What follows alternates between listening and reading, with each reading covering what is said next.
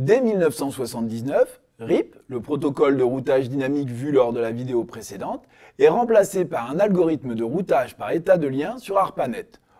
OSPF, normalisé en 1990, est le descendant de ce protocole. Il continue d'évoluer. La version 3 publiée en 2008 prend en compte IPv6. Et il est très utilisé pour le routage dynamique Internet. OSPF signifie Open Shortest Path First. À la différence de RIP, chaque routeur va former la cartographie complète du réseau en notant ses voisins et le coût du lien. Ce coût du lien est souvent inversement proportionnel à la bande passante de la ligne. Il peut être aussi choisi proportionnel au temps d'un aller-retour entre deux voisins. Chaque routeur envoie un paquet multicast Hello à ses voisins, toutes les 10 secondes habituellement pour s'annoncer. Les destinataires répondent alors par un paquet Hello également. Chaque routeur envoie ensuite dans un message LSA à tous les routeurs du réseau local la liste de tous ses voisins directs et le coût de ces liens. Chaque routeur a alors la carte complète du réseau et utilise l'algorithme Dijkstra de recherche de plus courts chemins pour créer sa table de routage. Regardons ce qu'il se passe sur le réseau du fournisseur de services composé de 5 routeurs. Au démarrage du réseau, le routeur A envoie des messages Hello en multicast, adresse 224.0.0.5 via toutes ses interfaces. Il répétera ensuite ces envois toutes les 10 secondes pour permettre la détection de panne. Les routeurs ne transmettent pas ces messages, qui ne sont donc reçus que par les voisins directs. Le routeur B, voisin direct, reçoit le message et met à jour sa liste de voisins en attribuant un coût au lien, ici 1 pour une liaison 10 gigabits par seconde. Le routeur D fait de même. Il envoie ensuite à ses voisins un message Hello. Les routeurs A, E, C peuvent alors mettre à jour leur liste de voisins. De cette manière, chaque routeur a rapidement la liste de ses voisins.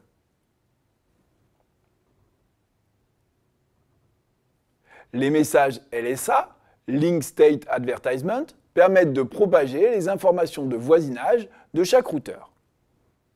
Une fois qu'un routeur, le routeur A ici, connaît la liste de ses voisins, il diffuse l'information de son voisinage à l'ensemble des routeurs du réseau via un paquet DBD, Database Description, en multicast.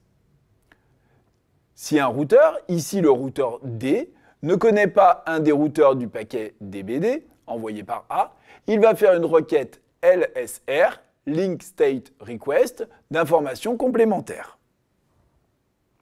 Le routeur A envoie alors les informations de ses liens avec B via une réponse LSU, Link State Update. Le routeur D met à jour sa table LSDB, Link State Database, avec ces nouvelles informations et envoie un acquittement. De la même manière, B enverra des informations et la table LSDB de D arrivera à une description complète du réseau.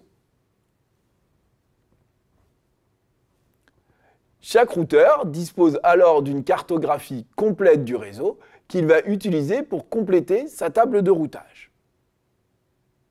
Il utilise pour cela l'algorithme du plus court chemin de Dijkstra.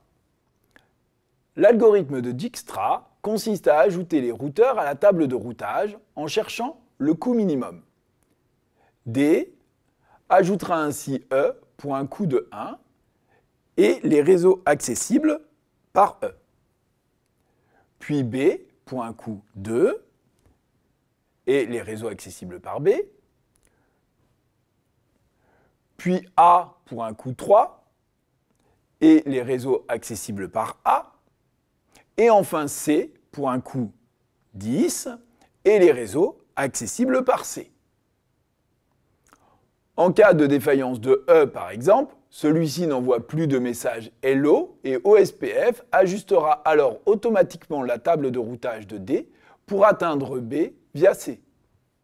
OSPF est aujourd'hui très utilisé et comporte des extensions notamment la possibilité de créer des zones pour limiter les échanges ou de choisir quelques routeurs centralisant l'information pour limiter les messages LSA.